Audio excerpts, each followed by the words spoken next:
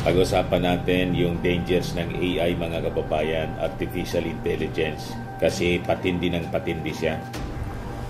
Grabe po ang deception ngayon using the technology. Ako nga po na victim ng scam, promotion ng isang gatas. Ang akala ko maayos, ginamit yung DOH, butit yung aking anak, mga kababayan, chinek, walang FDA, sabi po ng CICC. So, ang daming mapapaniwala kasi imagine, nag-endorse mismo presidente. Pero sa atin, mga kababayan, madali tayo magduda. Ang boses nito, mga kababayan, kopya yung boses ni Ted Filon. I-play ko po. Lahat po ng mapapanood ninyo sa susunod na mga eksena ay fake. Nagpapagang mga balita at pagtalakay sa mga isyu na lipungan. Bulsa! Opinyon, banat at paglalantad sa katotohanan. Bulsa! What you see is what you get. You decide. Hello po, mga kababayan, si Dante Maravillas. Dito muna tayo sa ating podcast, Live with Dante M. Pag-usapan natin yung dangers ng AI, mga kababayan, artificial intelligence, kasi patindi ng patindi siya. Grabe po ang deception ngayon using the technology. So, alam po ninyo, parte siya ng unfolding prophecy. Maniwala kayo sa hindi. By the way, dito muna tayo sa napakasarap na herbal tea. Yung ang tawag dito, paragis.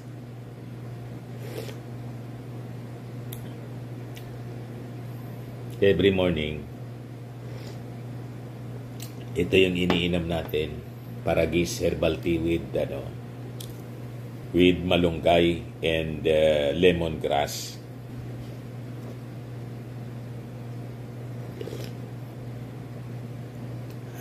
Ayos na ayos yan. So anyway, tuloy tayo dito sa ating topic. Bakit mo naman Mr. Maravillas, nasambit na yung artificial intelligence, parte ng unfolding prophecy. Sa Word of God kasi, mga kababayan, parte ng mga signs of the times. Hindi lang po yung giyera, earthquakes in diverse places, famines, pagbagsak ng ekonomiya, mga natural disasters, pati po yung increase in knowledge. That is written in Daniel 12:4. Ayan po, Daniel 12:4. But thou, O Daniel, shut up the words and seal the book, even to the time of the end. Many shall run to and fro, and knowledge shall be increased. Nakita ninyo, mga kababayan, ngayong panahon na to, napakabilis ang means of transportation ng mga tao sa buong mundo. With increase in knowledge comes the inventions. You can travel all throughout the world in a very short period of time. So people will run to and fro. That is one of the signs of the end. Mga kababayan, bibilis ang means of transportation ng tao, pabalik-balik lang kung saan-saan pumupunta. Di ba? Ang akala natin kung ano lang siya. Then, knowledge shall be increased. Tingnan ninyo ang advances sa ating technology. Talagang nakakalula. Lalo na po, ito po, mga kababayan, na artificial intelligence. With the use of artificial intelligence nga po, hindi mo na maintindihan kung ano yung totoo sa mga pinanonood natin. Kaya massive ang pagkalat ng fake news. Ito nga po, mga kababayan, ang latest, biktima na naman yung ating Pangulong Bongbong. So ito yung balita from ABS-CBN, sabi dito, about technology. Ngayon lang, 7 o'clock in the morning, released by ABS-CBN News.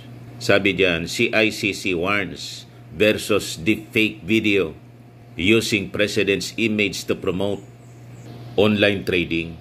So sabi diyan, the Cybercrime Investigation and Coordinating Center on Tuesday warned the public against a deepfake video making rounds on social media that falsely presents President Ferdinand Bongbong Marcos Jr. as promoting an online trading platform. Kung ano-ano na lang, mga kababayan ginagawa at kung sino-sinong tao mga known personalities, including the President, ginagamit po ng mga scammers para mag-promote ng kung ano-anong agenda nila. Negosyo, scam. So talagang nakakabahala, mga kababayan, itong mga nangyayari ngayon with the entry nitong artificial intelligence. So sabi dito, the video was posted by a Facebook page recently renamed Inquirer PH Insider. Ginamit pa yung Inquirer, mga kababayan, para maging credible yung source. You see? So, kailangan maging mapanori po tayo, mga kababayan, sa panonood ng mga videos, sa mga promotions. Ako nga po, na victim ng scam, promotion ng isang gatas. Ang akala ko, maayos, ginamit yung DOH, butit yung aking anak, mga kababayan, chinek, walang FDA, nabili ko ng 4,000, mga kababayan. So, walang FDA. So, dinispose namin, tinapon ko na lang. Sayang yung 4,000. Kasi nang tinatawagan ko na para kumprontahin yung nag-deliver po, binababaan ako ng telepono. So, alam nila kasi na na-discover ko na walang FDA yung kanilang binibenta po. You see, ginamit kasi yung sa promotion, yung isang personality na kilala, taga DOH, isang dating secretary ng DOH yung nagpo-promote. So malamang sa malamang yung personality yung sa DOH AI generated lang po, tulad ng ginagawa ngayon sa ating Pangulong Bongbong. So napakadelikado, mga kababayan. Maganda sana yung artificial intelligence, nakakatulong din, mga kababayan, para mapagaan yung ating mga trabaho. Kaya lang, ginagamit sa masama ng mga masasamang tao. Yan ang problema po eh. Then sabi rito, the video was posted by Facebook page recently renamed Inquirer PH Insider. So talagang mapapaniwala ka, formerly operating under the name Deborah Webb. The page is managed from overseas and includes a link directing users to an unrelated e-commerce site. Upon technical review, the CICC determined that the video makes use of deepfake technology, utilizing AI-based manipulation to alter visual elements and simulate the President's endorsement, sabi po ng CICC. So, ang daming mapapaniwala kasi imagine, nag-endorse mismo, Presidente.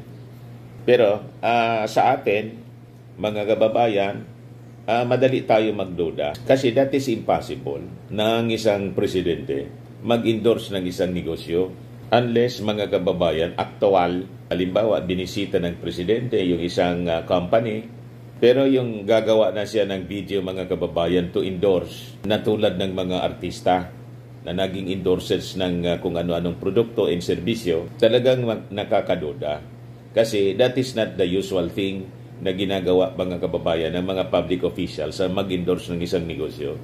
So sabi dito, this form of digital deception preys on public trust by blending the likeness of a national leader with familiar media branding in an attempt to drive engagement with what may be a fraudulent scheme disguised as a financial opportunity. Ganon, mga kababayan, katindi ngayon ang mga deception, panloloko, pang-scam, pambubudol, gamit po yung artificial intelligence. So sabi dito, the CICC said it has requested social media platforms to remove the content along with other related posts promoting similar tactics. The agency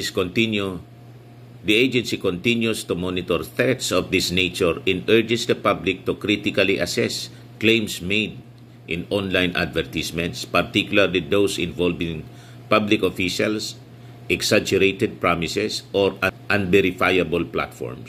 So tama talaga po na may mga proposals na in Congress.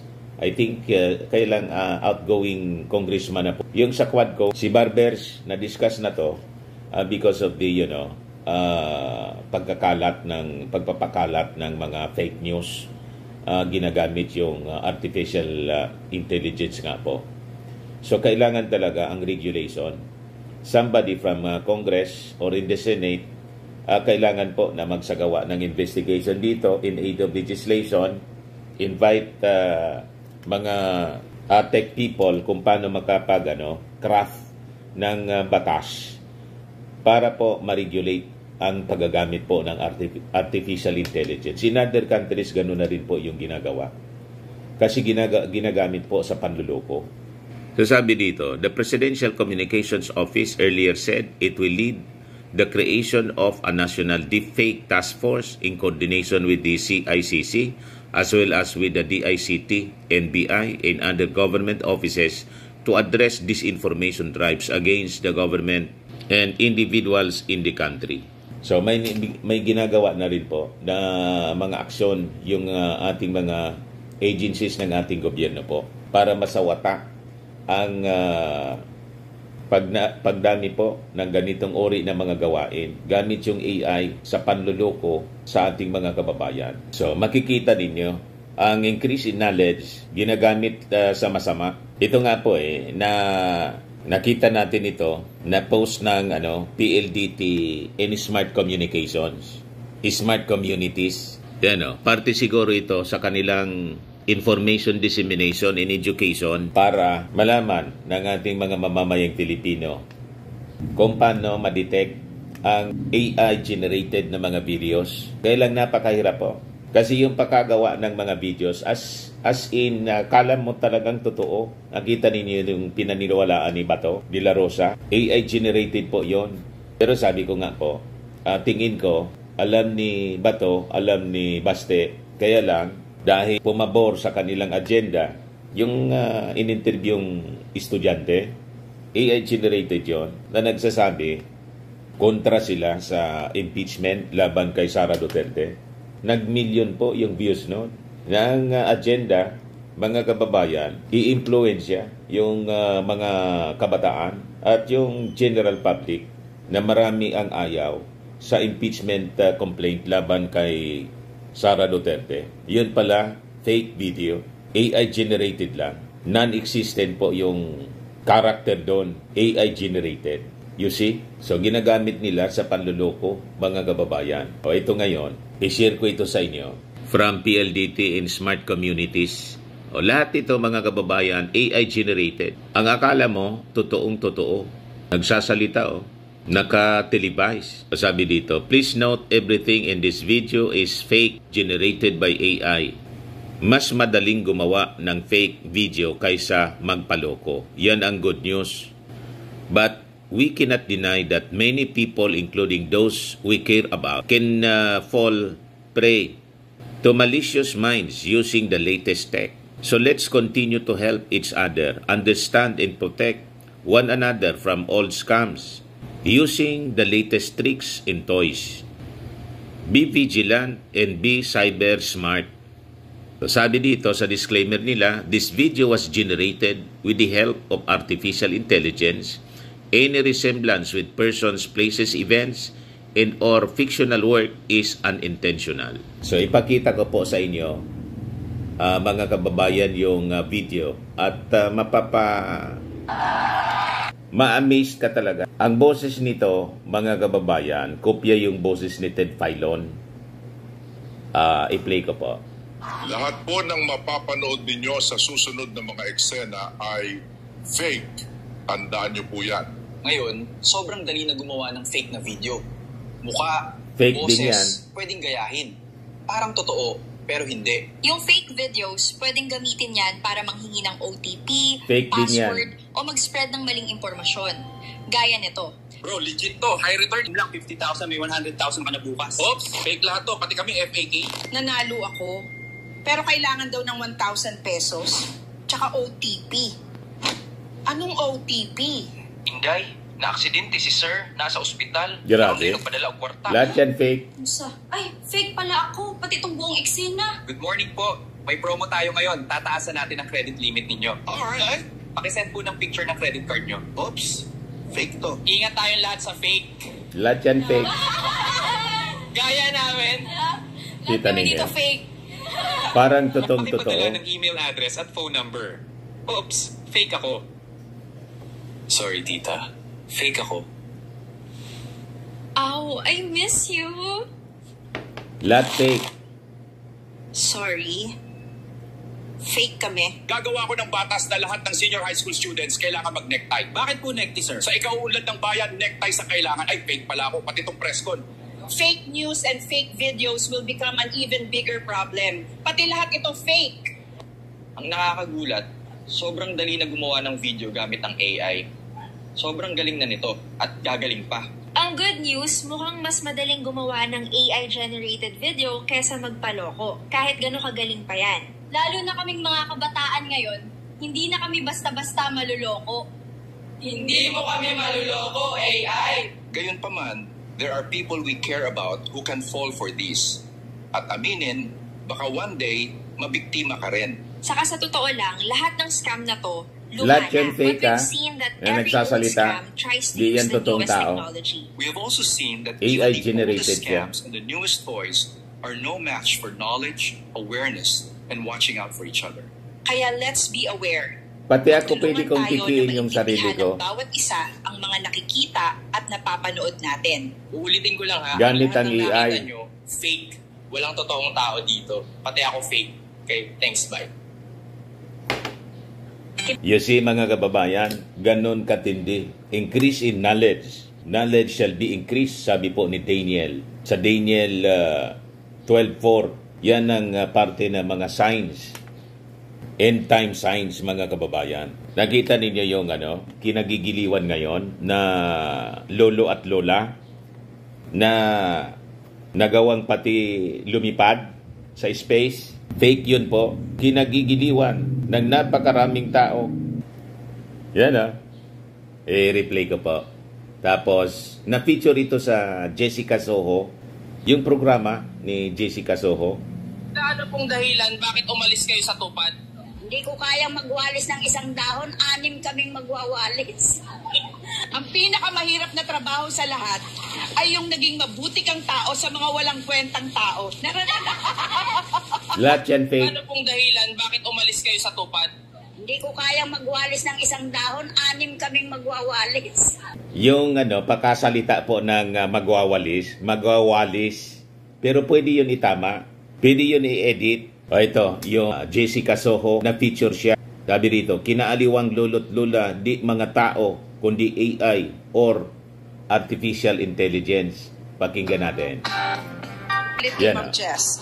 Pag-usapan po AI natin po ngayon siya, ang tinatawag na AI-generated videos. Katulad po ng Parang video AI nito, siya ni hindi Jessica po totoo. Soho kasi Maski po kamukha. ako, hindi po totoo. Tara, lipat tayo!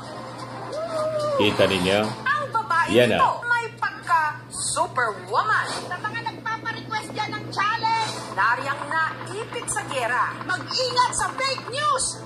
Akyat ng Mount Everest. ang tanda ko na, papaakyatin niyo pa ako sa Mount Everest. Oh, At Matindi naglakbay po. pa sa outer space. Nandito ako sa space ngayon. Ayoko na dyan sa Earth. Pinangalanan siyang Aida, mga kababayan ng creator. Taga Benguet, produkto siya ng AI. Bakit Aida yung pangalan? Kasi daw, AI, mula sa AI, dinagdagan na lang ng DA. So AI plus DA, mababasahin mo Aida. Yan kala mo totoo, mga kababayan. Tawagin, Artificial Intelligence o AI. Ang creator ni Nanay Aida, nahanap ng aming team dito sa bayan ng Tuba, sa Benguet.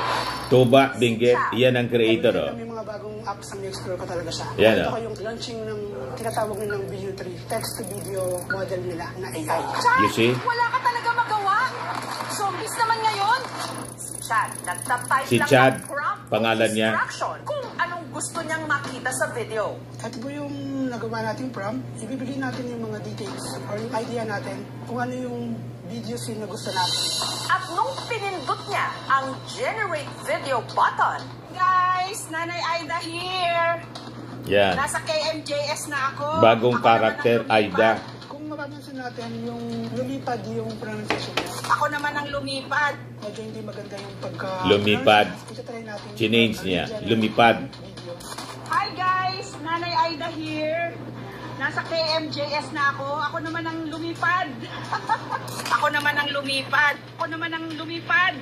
So ganyan katindi mga kababayan ang technology ngayon. Kaya maging mapanuri po. At kung biktima kayo ng ganitong ori ng scam, paabot agad ninyo sa ating mga authorities, sa pulisya. Baka gamitin ninyong identity para po sa panloko. Di ba po? Pati nga yung ating Pangulo biniktima. So ganun katindi ngayon ang technology. For knowledge shall increase, sabi po sa Daniel 12:4. So we just hope na yung Congress, mga kababayan, tutukan agad ang problemang ito po bago pa po lumala at maraming mabiktima ng mga scams using artificial intelligence. So yan muna mga kababayan yung ating short video ngayon sa ating podcast. Kung hindi pa po kayo naka-subscribe dito sa ating channel, Like with Dan TN, click subscribe din po ninyo. Okay po, tandaan natin po, you become what you believe. Bye-bye po. Ito naman God bless. Po, Firmax Firming and Lifting Cream, pinapahid po sa mga pulses in affected area. Mainam po sa paninigas ng mga kaso-kasuan. Ito naman po, Automax Radiant Serum. Sa mukha naman yung application, anti-aging po siya. You will look 10 years younger than your age. Sa mga cancer patients naman po, baka lang gusto ninyo itong itry. Nengxia Red Mix Fruit Drink. Hindi mo po siya gamot, food supplement siya. Kaya lang, gawa siya mga kababayan sa goji berry. Yung goji berry, may anti-cancer properties. O ngayon, yung mga inquiries ninyo, dumiritso na lang kayo sa aming messenger sa Facebook para masagot namin agad. Ayos pa? Ayos na ayos niya, Mr. Maravilla. At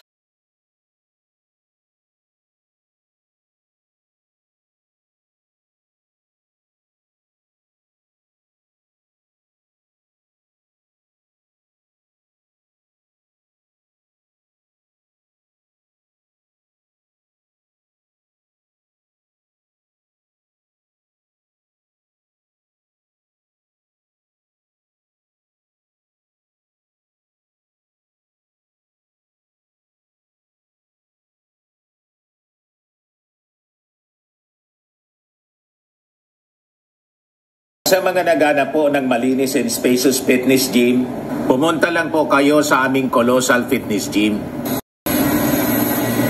May Grab car rental din po kami. Ito naman po yung bago naming product na binibenta online. Eye Glow Serum, whitening po siya. Tingnan ninyo yung epekto sa aking anak na architect before and now. Yung mga inquiries po ninyo, dumiretso na lang kayo sa kanyang Facebook account, Riz Maravillas.